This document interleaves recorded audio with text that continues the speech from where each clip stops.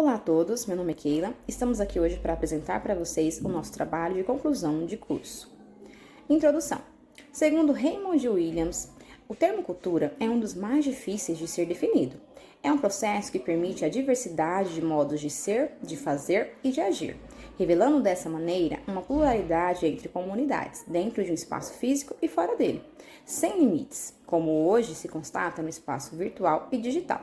A partir do entendimento do que é cultura, pode-se inferir o multiculturalismo, antes de tudo, como uma evidência. Objetivos: realizar uma revisão literária dos conceitos multiculturalismo, variação linguística e seus eixos. Apresentar as relações entre variação linguística, preconceito linguístico e insegurança linguística. Discutir as dificuldades de comunicação originadas. Refletir sobre o conceito de erro e sua contextualização. Demonstrar que uma das maneiras de enfrentar as dificuldades de comunicação requer a ampliação do repertório linguístico. Elaborar uma proposta didática em sala de aula para trabalhar as variações linguísticas. Metodologia. Este trabalho de conclusão de curso propõe realizar uma pesquisa descritiva e exploratória, fundamentada em uma abordagem científica a partir de uma perspectiva sociolinguística, através da revisão literária crítica sobre os conceitos multiculturalismo, variação linguística, preconceito linguístico e insegurança linguística. A pesquisa utilizada terá como procedimento realizar uma coleta de informações de materiais bibliográficos publicados de diversos autores, comparando tais fontes e analisando o objeto de estudo. Olá, meu nome é Paula e eu vou falar sobre a comunicação linguística pedagógica, que é a base para o relacionamento entre os professores, alunos e toda a comunidade escolar. Ela favorece a troca de informações, a construção do saber e cria um ambiente de confiança que pode levar ao engajamento e motivação. O professor precisa usar uma linguagem clara, objetiva e adequada a cada situação, mantendo sempre um contato próximo com os alunos e com as famílias. A comunicação também está presente no planejamento pedagógico, na formação docente e nas relações interpessoais. No trabalho em grupo, como mostra a Adamson, os alunos passam por 3 fases. Na primeira, eles percebem as diferenças individuais. Na segunda, eles começam a se identificar com o outro. E na terceira, reconhecem a importância da troca e da convivência com as diferenças. Cabe ao professor escutar ativamente, participar do diálogo e estimular o respeito à diversidade cultural, social e étnica. A comunicação pedagógica deve ser inclusiva, crítica e capaz de desafiar preconceitos e desigualdades. Como diz Gifone, comunicar é colocar em comum ideias e pensamentos, mesmo que haja discordância. Por isso, práticas pedagógicas modernas e o uso de tecnologias podem aproximar o multiculturalismo no currículo, tornando a escola um espaço mais fraterno e igualitário. 4.2 O multiculturalismo ou a sua pluralidade. O multiculturalismo é uma forma poderosa para construir uma sociedade mais rica, inclusiva e inovadora. No Brasil, especificadamente, o multiculturalismo ele representa a capacidade de diferentes povos e culturas. E quando nós falamos desses povos e dessas culturas, nós estamos falando dos povos indígenas, nós estamos falando dos povos africanos, dos europeus e dos povos árabes. E também não podemos esquecer dos asiáticos. Caracterizando todos esses povos, e na formação também do país, essa mistura de cultura é fundamental na identidade brasileira e se manifesta em diversos aspectos da vida do cotidiano. Como, por exemplo, na culinária, na religião, entre outros costumes. No entanto, para que esse multiculturalismo seja uma realidade efetiva e também afetiva, é necessário entrarmos numa visão ou numa quebra de preconceitos, e também nós temos, dentro dessa visão, que promover a igualdade. Também devemos lutar para a valorização e também a contribuição de todas as culturas, essas culturas a qual nós mencionamos anteriormente. Afinal, somente através dessas ações concretas e coletivas poderemos transformar e incluir e respeitar a diversidade cultural em uma forte força e unidade para o progresso humano. Os estudos sobre a variação da língua se deu com maior consistência no século XX nos Estados Unidos. E se considerarmos os autores como Oliveira, 2008 e Silva, 2013, não há um padrão único a ser falado. Por quê? Isso vai depender do local, do momento histórico e também do contexto no qual estamos nos comunicando. Uma escola, uma comunidade ou mesmo uma instituição mais formal. Gagliari nos traz a ideia de que os indivíduos adquirem essas habilidades a partir da sociedade na qual está inserido, e é a sociedade que vai classificar essa pessoa de acordo com a sua fala.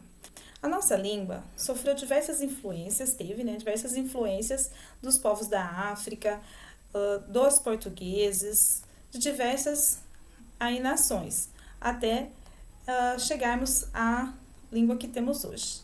Tá? E se pensarmos nas variações linguísticas, temos a variação diacrônica ou histórica, tá? Que é o resultado da evolução temporal. Temos a variação diatópica ou geográfica, que determina o local regional.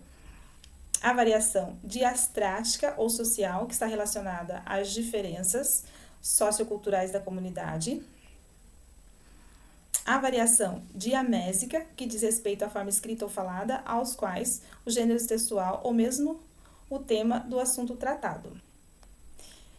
E a língua, segundo Labov, está sujeita às alterações, conforme a evolução do tempo.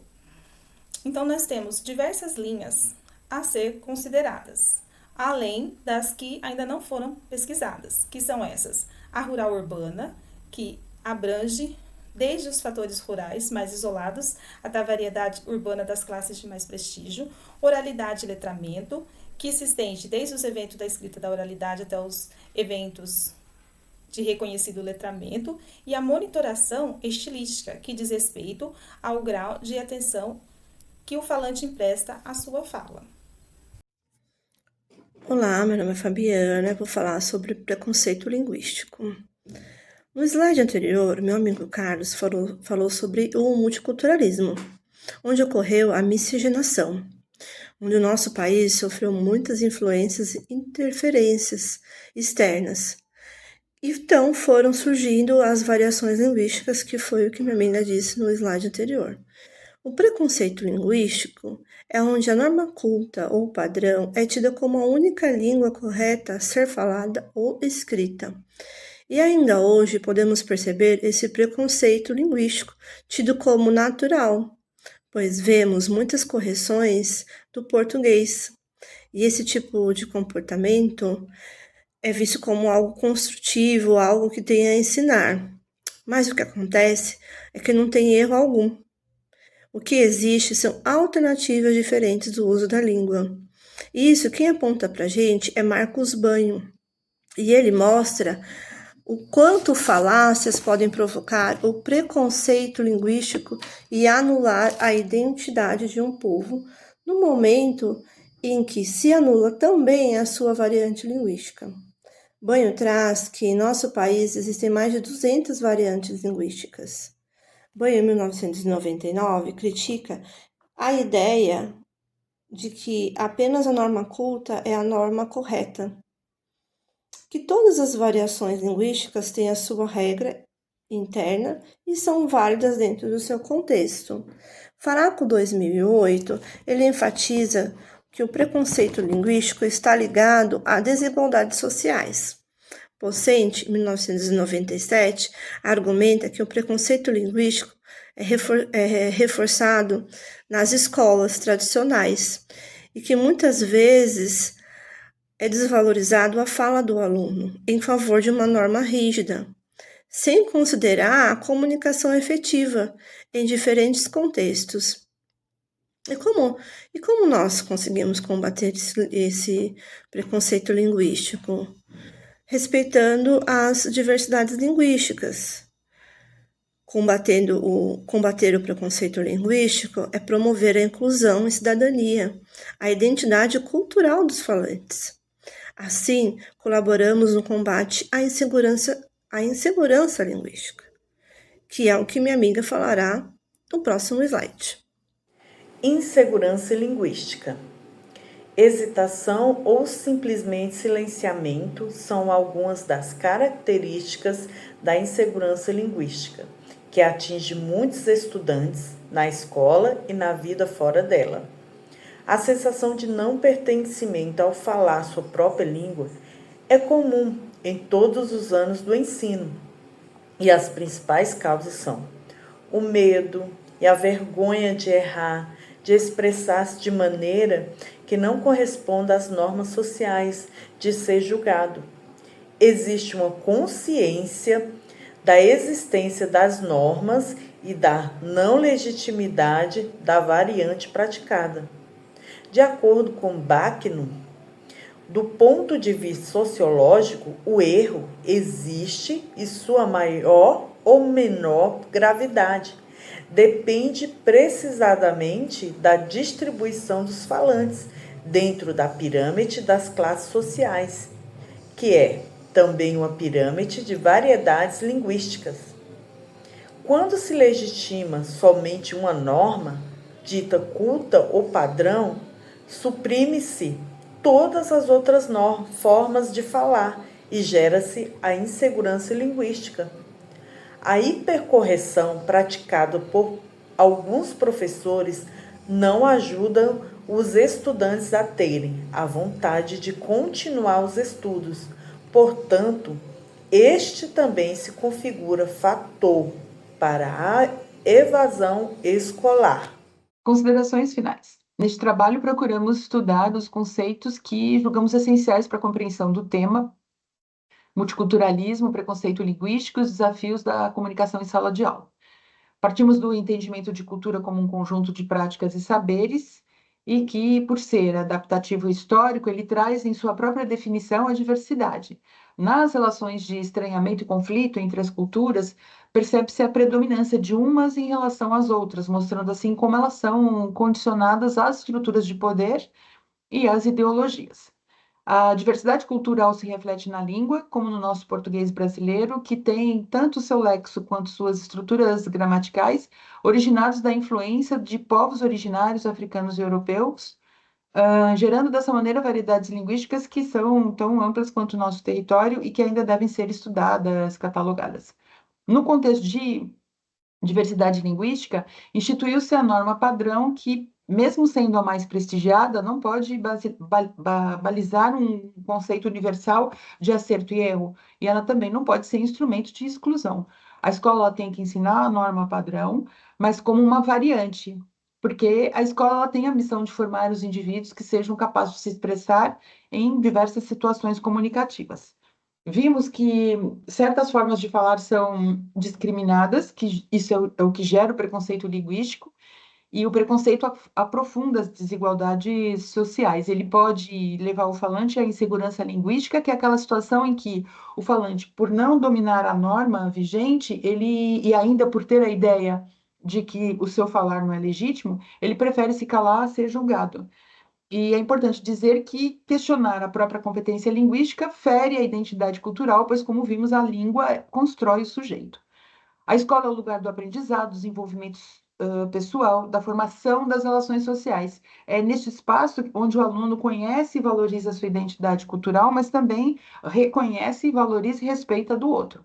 A escola ela deve multiplicar essas experiências comunicativas através das interações, ampliando o conhecimento individual e coletivo, que é fundamental para a formação do cidadão. Ainda no texto, salientamos a importância de referenciais para que o professor entenda e acolha a diversidade cultural e linguística.